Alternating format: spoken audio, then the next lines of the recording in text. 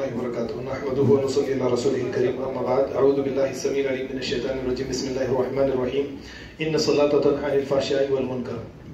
مجھ سے پہلے عبدالجبار بھائی سے آپ لوگ بڑا بہترین انداز میں یعنی نماز سے متعلق اور قرآن کریم اور نبی کریم صلی اللہ علیہ وسلم قیامت کے دن سفارش کریں گے یا شکایت کریں گے اس موضوع پر، اور مجھ سے یعنی آپ سے پہلے فاروق بھائی کے ذریعے سے ہماری ذمہ داریاں اس دنیا میں بھیجے جانے کے بعد میں کیا ہے، اللہ کو کس طریقے سے پہچانے، اللہ کا تعارف کس طریقے سے حاصل ہو سکتا ہے، یہ باتیں آپ نے سنی ہے. میں مختصر یعنی جو باتیں آپ کے سامنے رکھی گئی نماز کو لے کر انہی سے متعلق میرا ارادہ تو آج آپ لوگوں کے سامنے یعنی خطبہ جمعہ یا اسی طریقے سے مساجد کا کردار کسی سوسائٹی کو کسی معاشرے کو اسلامی معاشرہ بنانے کے اندر کس طرح کا ہونا چاہیے، اس لے کر قرآن کریم کی آیات کی روشنی میں چند باتیں آپ کے سامنے پیش کرنے کا تھا. لیکن انشاءاللہ العزیز آنے والے اتوار کے روز ان باتوں کو آپ کے سامنے پیش کروں گا. بار بار تو یہ باتیں آپ کے سامنے رکھتا جاتا ہوں کہ اللہ رب العالمین نماز کس کی اللہ کے یہاں پر قابل قبول ہے اور کس کی قابل قبول نہیں ہے. اس کے لیے سورہ عنکبوت کی یہ آیت نہیں، پوری مکمل آیت تو نہیں ہے، آیت کا ایک چھوٹا سا ٹکڑا ہے جس میں اللہ نے انا کہہ کر یہ فرمایا کہ بے شک شک اور شبہ کی کوئی گنجائش باقی نہیں ہے. ان الصلاۃ تنہی عن الفحشاء والمنکر، بے حیائی اور برائی سے روکتی ہے. یہاں پر انا کہا، حقیقت بے شک، اس میں کوئی شک و شبہ نہیں ہے کہ نماز بے حیائی اور برائی سے روکتی ہے. اب آپ فیصلہ کر لیجئے سوسائٹی میں، چلیے 100% نہ صحیح لیکن 5% تو ہماری سوسائٹی میں نمازی صلاۃ قائم کرنے والی ہماری سوسائٹی میں موجود ہے، اور مساجد تو مدارس سے بھی زیادہ ہماری سوسائٹی میں موجود ہے.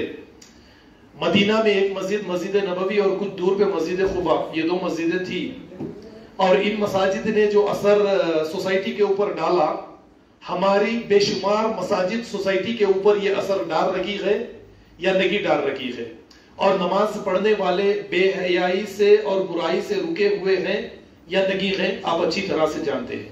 حتیٰ کہ ایک عام مسلمان کو لینے کے بجائے یعنی مصلی پر کھڑے ہونے والے امام ہی کو اگر لے لیا جائے یا مؤذن ہی کو لے لیا جائے یا مساجد کمیٹی کے جسے متولی کہتے ہیں ذمہ داران ہی کو اگر لے لیا جائے تو یہ عام عوام سے زیادہ غفلت کی زندگی، بے حیائی اور برائی کی زندگی کس کے اندر آپ کو نظر آئے گی؟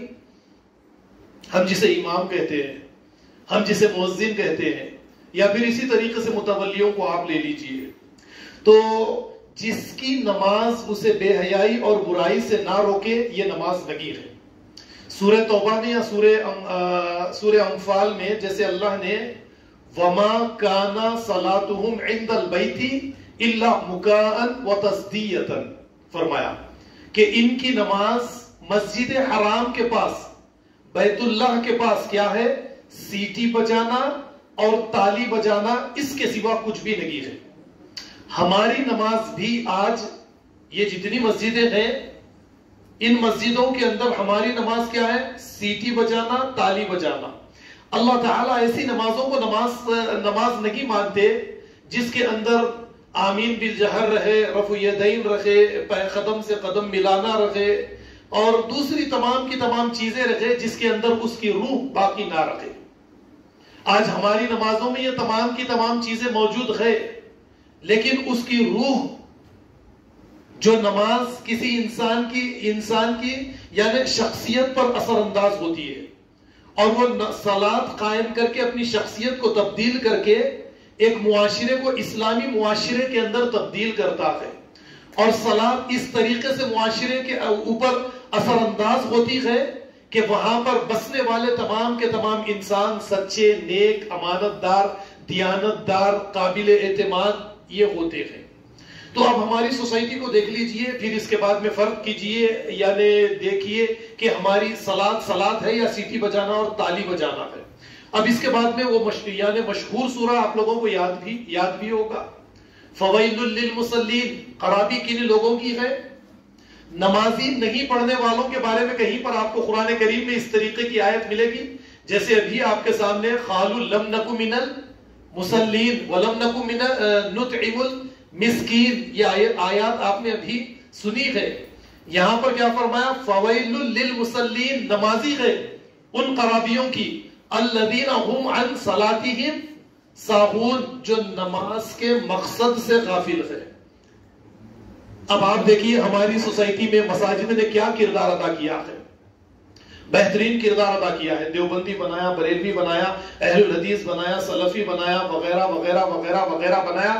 کسی کو نہیں بنایا تو مومن اور مسلمان نہیں بنایا، اور یعنی فرقوں کے اندر بانٹ دیا. جو مسجد زرار کا کردار تھا، اور اس کے بعد میں مسجدوں کے اوپر صحابہ کے نام لکھ دیے اور انبیاء علیہ السلام کے نام لکھ دیے. اور پھر اگر حقیقت میں دیکھا جائے تو وہ یہ مساجد زرار کا کردار ادا کر رہی ہے. والذین اتخذوا مسجدا زرارا وکفرا وتفریقا بین المؤمنین، فرمایا کہ جو مسجد فرقے بنائے، وہ مسجد تقوی نہیں، وہ مسجد انبیاء نہیں، وہ مسجد ابراہیم نہیں، وہ مسجد محمد نہیں، وہ مسجد زرار ہے. آپ نام کچھ بھی رکھ لیں، اللہ تعالیٰ ان باتوں کو تسلیم نہیں کرتے. تو یہاں پر فرمایا الذین هم عن صلاتهم ساہون الذین هم یراؤون. اہل الحدیث رہنے دیجئے، سلفی رہنے دیجئے، دیوبندی رہنے دیجئے، بریلوی رہنے دیجئے، دکھاوا.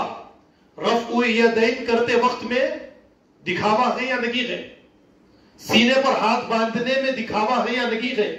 یا رفع یدین نہیں کرنے والے رفع یدین کرنے والوں کو دکھاتے ہیں یا نہیں دکھاتے ہیں؟ یعنی ہماری نماز تم سے کچھ مختلف ہے، ہماری نماز ممتاز ہے، ہمارے اندر یہ چیز ممتاز ہے.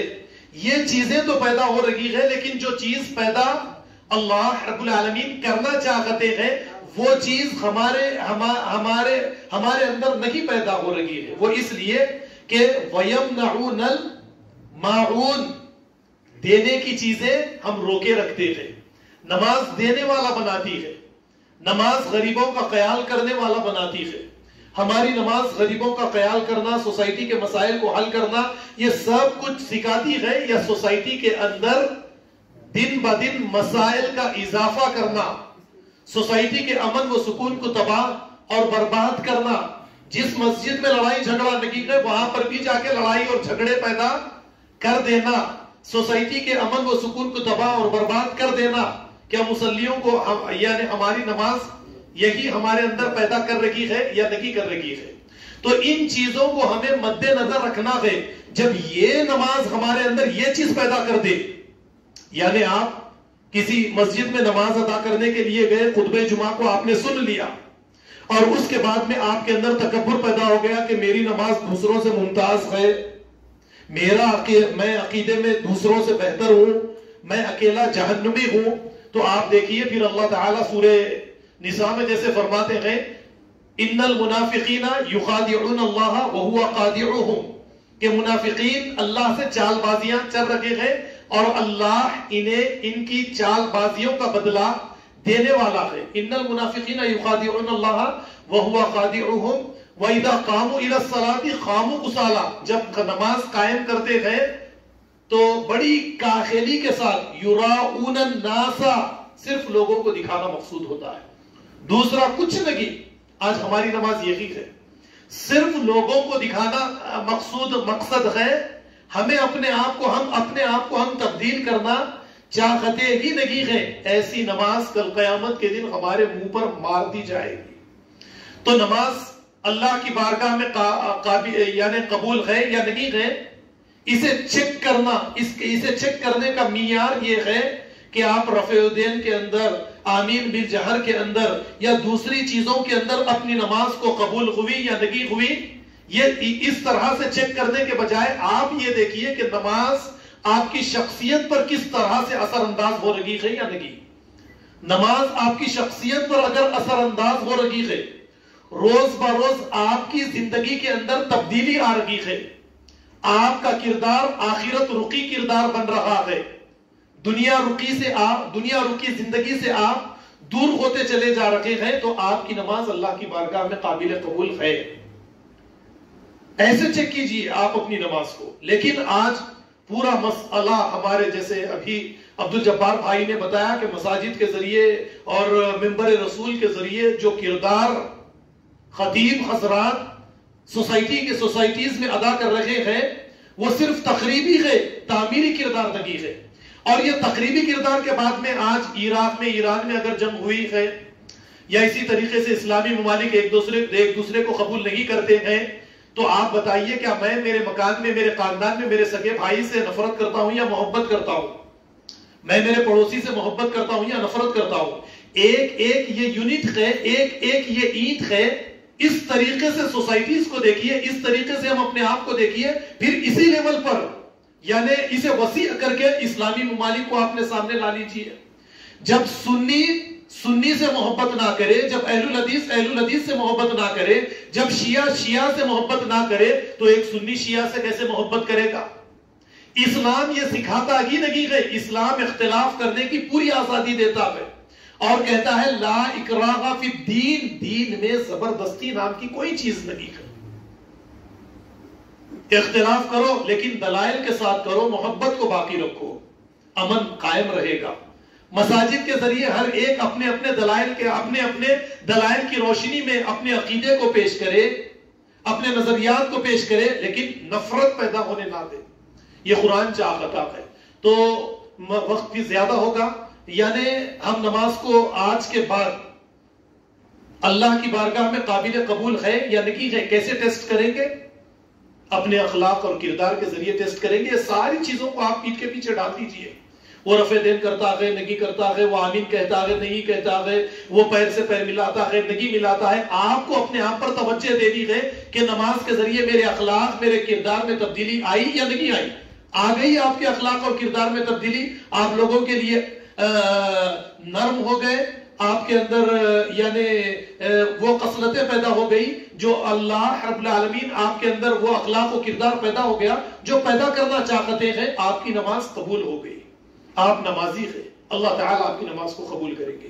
یہ مختصر سی باتیں تھی جو میں نے آج کے اس وقت پر آپ کے سامنے پیش کی ہے.